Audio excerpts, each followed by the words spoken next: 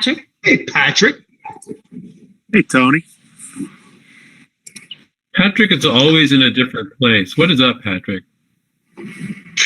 Oh, he's in his backyard now. I can see that back rail. I can see those trees. You ready? Thank you for joining the City of Kingston's Common Council at our Public Safety General Government meeting. Today is Wednesday, June 24th. My name is Andrea Schott, the Council President and organizer for our virtual meetings. Before we begin, we would like to go over a few guidelines to help us navigate the system as efficiently and respectfully as possible. We ask that members of the public and press remain muted and off camera for the length of the meeting. As organizer, I reserve the right to mute anyone who unmutes themselves. Council members and city staff will control their own mute button. Good practice would be to mute yourself if you are not speaking to avoid background noise and feedback. If a council member or staff wishes to speak, they will raise their hands. The chairperson will call on them before they speak by stating their name clearly for our audio listeners.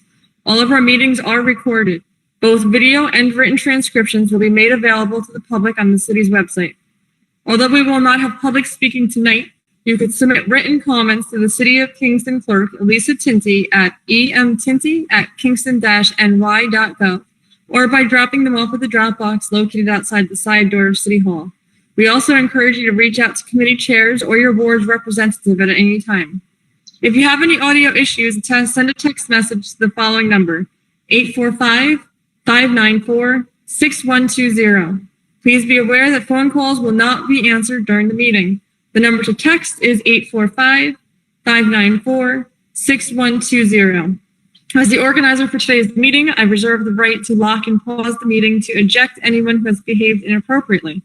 Lastly, at tonight's meeting, we have in attendance Chair Alderman Tony Davis, committee members Alderwoman Michelle Hirsch, Alderman Rennie Scott Childress, Alderman Jeffrey Ventura Morel, Alderman Patrick O'Reilly. City staff, we have City Clerk Elisa Tinty. Thank you for your patience during these difficult times, and on behalf of the Common Council, I wish you and your family good health. I now turn the floor over to Chair Tony Davis. Hello, this is Chair Tony Davis. How's everybody? Hello. Well, the first thing on our agenda is the Conservation Advisory Council update. Is someone here to give us an update? I'm the Conservation Advisory Council. Thank you, Michelle. Michelle Hirsch, Alderwoman. Sorry, there is somebody on here. I think I just muted them. I just got a text. Is it Serena? This is Serena Pepper from Climate Smart Kingston. So here's the Climate Smart representative. I wasn't sure if you could hear me. Yes, we can hear you now. Okay, thank you. I wasn't able to access the meeting last time. I was only able to listen. I have a report to give, very brief, so I won't take much of your time. City of Kingston has received silver certification for our climate smart communities from the New York State Department of Environmental Protection. That will be 5 years worth of status at that level. We are the only city in the state of New York to have that certification level currently. Lots of communities do, but we're the only city. When we receive news of that, there's also an additional 15 communities in New York State that have been raised up to bronze. I'm not sure what the total is, but there's a lot of people coming on board for the Climate Smart Community Certification. We're about to release a report on our greenhouse gas emissions inventory update that we started taking the information down in 2010, and in 2020 we're supposed to release a report and set new goals for reduction.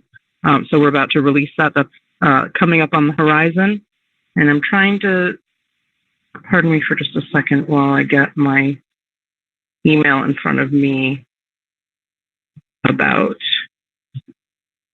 the other item that I had for you for your attention. There isn't anything going on right now with our repair cafes. because of the COVID restrictions on public gatherings.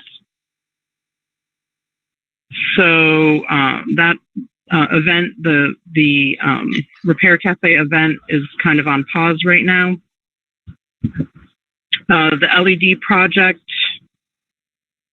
is going to continue soon with the decorative lamp posts. I think I'd reported on that last time that was on pause.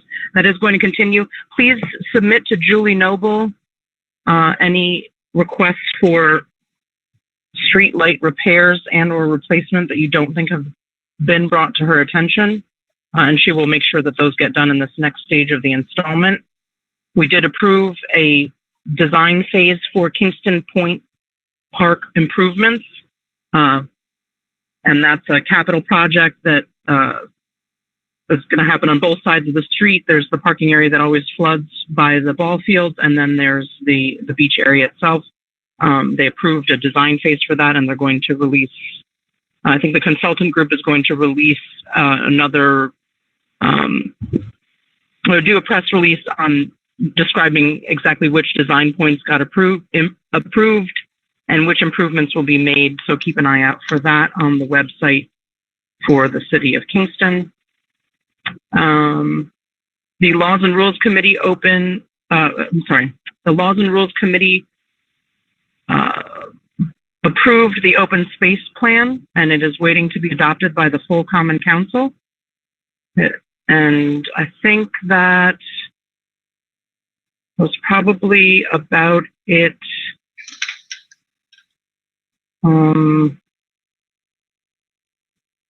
A zoning update from Kevin McAvoy about the Future Fruits project, which was presented to the Conservation Advisory Council, and it focuses on urban agriculture and including urban agriculture in any zoning master plans. So we're going to keep that on the commission agenda to try to make sure that that gets included in the progress going forward with the zoning. And I think keep an eye out on the Facebook page for Climate Smart Kingston. We'll have some information coming out on funding that's available for the Heat Smart program, which also has been expanded to include rooftop solar. And I believe that is the last action item. Thank you very much for listening to my report. Thank you. Anybody have any questions? Jeffrey?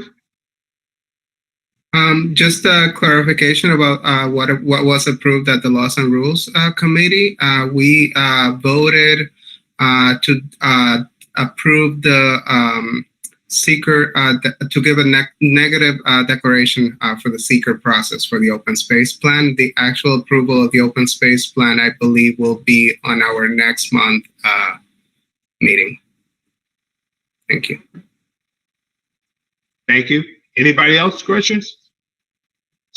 My question was, can you elaborate on the ballpark open space? I'm not sure. I don't have a lot of information about that. Is that in regard to the parking lot down there, the Kingston Point? Oh, the improvements to the wetlands area that was formerly a parking lot. I think Yes. what they mentioned specifically about that is that they're still trying to decide whether or not it makes sense to remove the parking lot or just leave it and consider it part of the existing wetland. So they're kind of stalled out on that particular phase of the improvement. Is that what you're asking about? Yes, that is. So I think that the pavilion replacement is a separate phase. So they're trying to keep them separate so that the wetlands delineations and designations don't interfere with the pavilion work.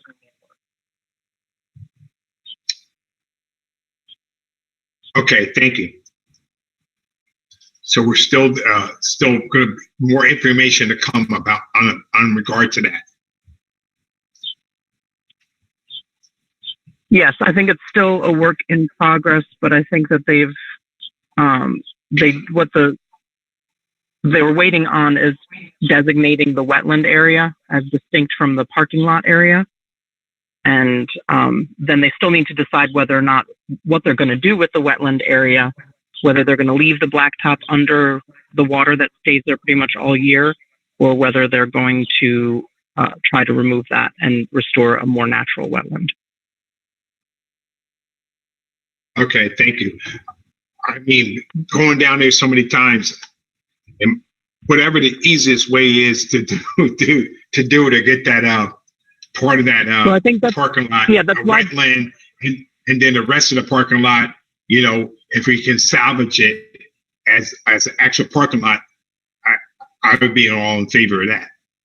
yeah, I think they're talking about that being the path of least resistance, is not trying to remove the blacktop, since at this point it's pretty much a wash, no pun intended. Someone had a question about whether it was toxic, but Julie made the point that she thinks that anything that was possibly toxic in that pavement or the asphalt has been leached out many moons ago. Yeah, I would think it was many moons ago, since you know it was on a continuous basis. But I'm glad that we're actually looking at that. It's been for so long, just trying to come in that one section of the parking lot has been flooded for forever.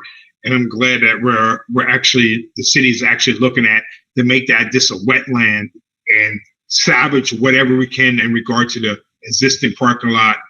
And I believe, but I know that we are creating a parking lot across the street from that, which will give some more additional parking. Thank you.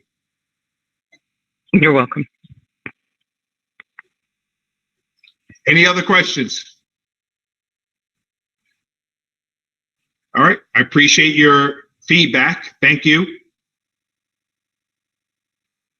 You're very welcome. Looking forward to next month. Thank you. Andrea? Yes. I don't have the agenda in front of me. Oh, yes, I do. Sorry, my phone's handed out here. So the new business removed handicap at 73 Brewster Street. So again, it's just a remove handicap at 73 Brewster Street. Question? Michelle? Hi, this is Alderwoman Hirsch. I just want to say I put this request in. It's actually a few doors down for me. It's a 2-family house and one rental unit in there. The tenant that needed the handicap parking moved out, and the new tenants actually are having a hard time finding parking. So I just put the request in to have this removed. Yes, and I went down a couple weeks ago. I went down to look at that, and just to get, so I can get an idea of that. And yes, it's difficult parking on that. I believe Brewster Street has alternate parking every other day on each side of the street, and I'd seen that it's going to be right in front of somebody else's driveway. So I'm all in favor of that. Any other questions? I know Jeffrey lost power, so he's trying to get back in. Rennie and Patrick, are you there? Because you just need a motion and a second and a vote on this. And yeah. Right now, Michelle's the only one. She can't do both. Patrick's here. Patrick. Okay. All right. Patrick? Jeffrey and Rennie have lost their power. You still have a quorum, though. Patrick's gone now. So. Town. Patrick, are you Patrick, back? can you hear me?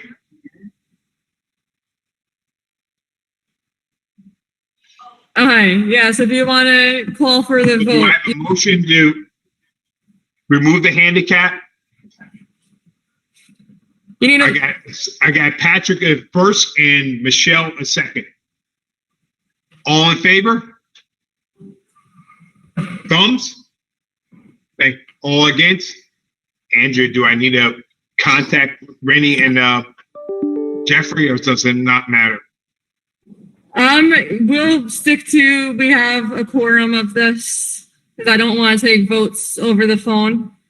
Okay. And I'm going to try and work on getting them back in here at the same time. Okay. So the next item on the agenda is something I've been dealing with for a while, and I sent in, is the removal of handicap parking at 52 Ravine Street. I mistakenly requested this, and I was not. Let me see. I was not aware that 52 Ravine Street with the handicap parking would actually go in front of 50 Ravine Street.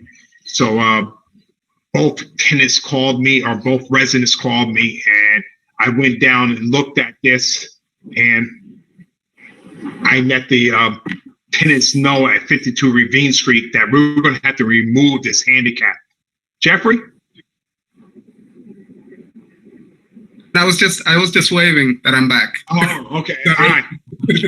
So, and I went down and investigated this handicap parking and in regard to 52 Ravine Street, and I understood after going down there that it was not actually in front of 52 Ravine Street. It was actually in front of 50 Ravine Street.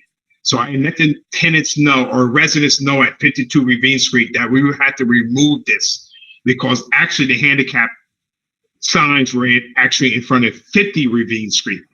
So I can't motion it. So I'm hoping somebody else is going to motion it. Hey, Rennie?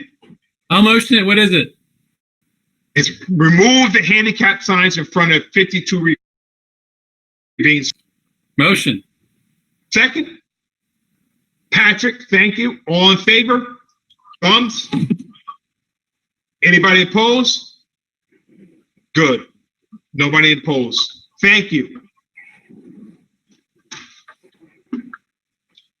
We can get that satisfied. Now, we're going to talk about 52 Ravine Street again. So, the next thing is to add handicap parking across the street from 52 Ravine Street, which will be 19 feet from the corner of Ravine and German Street on the southwest side. This will actually give, so the handicap parking will actually be across from 52 Ravine Street, 19 feet from the corner, which is an ordinance that you can't have handicap at the corner, and it would be on the southwest side. I spoke to John Schulteis in regard to this, and he gave me the blessing or the okay that this is okay to do. So it would actually be handicap sign would be across from 52 Ravine Street, 19 feet from the corner of German and Ravine Street on the southwest side. Can I get a motion, please? Patrick, second. Jeffrey, all in favor? For thumbs? Good. Anybody against it? Nobody? We're good. That is the last thing that's on my new business. Any old business? There's nothing on old business. Anybody have any questions? Can I get a motion to adjourn this meeting? Rennie, second. Michelle, all in favor? Throw our thumbs. All right. Anybody opposed? Good. Nobody opposed. Thank you. Enjoy your weekend. Me too. Thank you. Thank you, You Tony. guys have power? Thanks, Tony. You guys Yeah, have it power? came back. Tony, right thank you. away, but it was up for about a minute. Great. Did you lose power too, Ren? It can go fast and go fast. Why you want me to be here? So thank you guys all. Talk to you next month. All right. Bye. Good night. Bye. Good night, Hey, everyone. Elisa, are you Good night. still there? Elisa, you still there? This conference is no You need longer me? being recorded. So did you Does she need know me? that the first one only had 3 This votes? conference will now be Just recorded. Mark the committee recorded it. Yeah. This Well, conference 3 is no votes is longer good. being recorded. Yeah. All right.